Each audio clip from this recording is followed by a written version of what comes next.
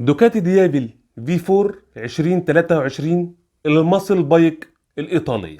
البايك دي من إنتاج شركة دوكاتي الإيطالية، والمفاجأة إن دوكاتي دي تابعة شركة لامبورجيني المشهورة في عالم صناعة العربيات السوبر سبورت، والمفاجأة الأكبر إن لامبورجيني تابعة لمجموعة فولكس فاجن.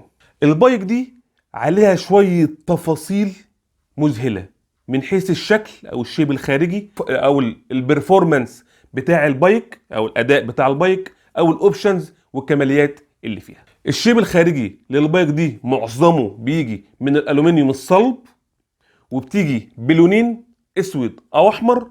الكرسي او الديل اللي ورا ممكن تركب عليه كرسي او تشيله، يتخلي المكنه يا راكب واحد يا اتنين راكب.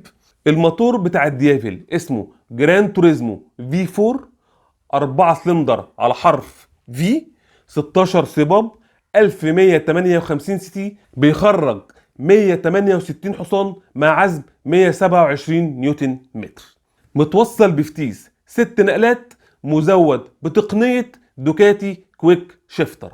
وتقريبا الكويك شيفتر ده على ما اعتقد، واللي يعرف يقول لنا برضه، اللي هو بتدي الغيارات من غير ما تمسك دبرياج عشان توفر في الزمن وتديك سرعة اعلى.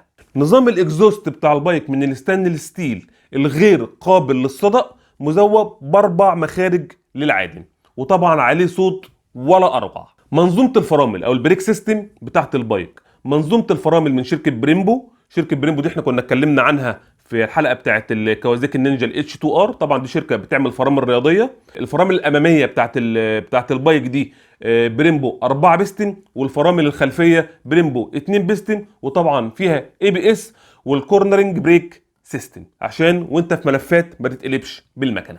العفشه اللي على البايك دي سواء اللي قدام او اللي ورا ادجستبل، يعني ممكن تعدل ارتفاع المكنه، تعليها او تهبطها براحتك حسب مزاجك ما يجيبك. ومن الحاجات المميزه قوي في البايك دي اللايت سيستم بتاعها.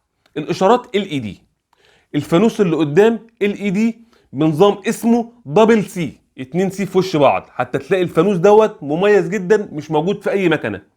الديل بتاع المكنه او الفانوس اللي على ديل المكنه كله ال اي دي برضه بتقنيه الماتريكس ال اي دي. كل لمبه منفصله جنب بعضها، مرصوصين جنب بعضهم كمصفوفه، اسمها نظام الماتريكس، ومميز جدا برضه، وبرضه بيديك دبل سي.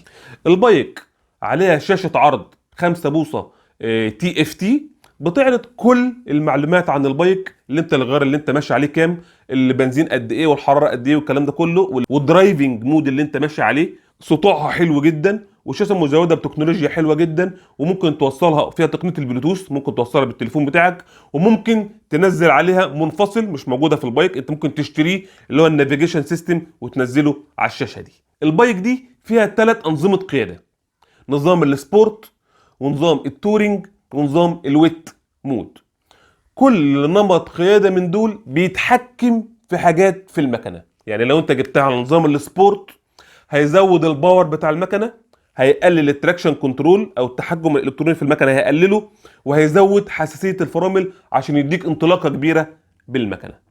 لو جبتها على التورنج مود، التورنج مود دوت اللي هو انت بقى ماشي تتجول جوه المدينه وبتلف وبتكروز بالمود ايه، بتكروز بالبايك براحتك، ده بيزود التراكشن سنه، وبتبقى الفرامل نورمال حساسيتها عاديه، والباور بتاع البايك عادي جدا تقدر تمشي بيه عادي. لو جبتها على نظام الويت مود او نظام الطرق المبلله، سواء بقى في المطر او في التلج او في الكلام ده كله، بيزود حساسيه الفرامل، وبيزود التراكشن كنترول بتاع المكنه جدا، بيبقى تراكشن هو متحكم فيها جدا، وبيقلل الباور بتاع الموتور. البايك دي سعرها حوالي 30,000 دولار، اللي هو بالمصري حاليا حوالي 650,000 جنيه. والمفاجأة ان دوكاتي ليها توكيل هنا في مصر، يعني ممكن تروح تجيب المكنة ديت وتبقى من الناس المميزة جدا او الناس الوحيدة اللي ركبتها في مصر. تقدر تقول لنا على نيكد بايك اقوى من الديافل الفي 4؟